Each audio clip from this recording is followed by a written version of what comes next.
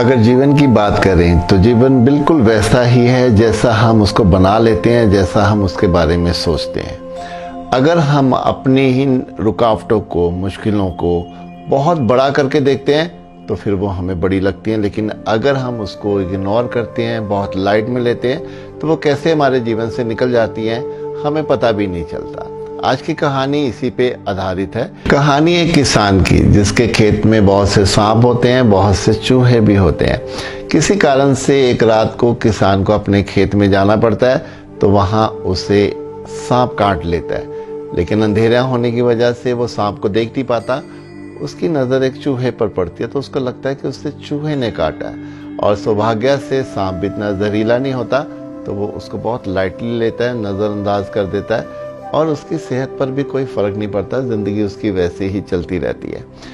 फिर कुछ महीनों बाद वो फिर किसी कारण से जब रात को खेत से निकलता है तो उसे एक चूहा काट लेता है, लेकिन अंधेरे में देखने पर उसे सांप नज़र आता है। फिर उसे लगता है कि उसे सांप ने काट लिया। वो बहुत ही उसको सीरियसली लेता है और बीमार पड़ जाता है। बहुत इलाज कराने के बाद भी वो मानसिक तौर पर इतना कमज़ोर हो जाता है कि वो अपने जीवन से ही हार जाता है। ये कहानी हमें भी यही संकेत देती है कि जब तक हमें लगता है कि जीवन में हमारे मुसीबतें नहीं आनी चाहिए, दुख नहीं आने चाहिए, ऐसा कुछ भी हमारे जीवन में ना हो जो हमारे जीवन पर एक बोझ की तरह लग जाए, तो ये सिर्फ हमारी सोच है।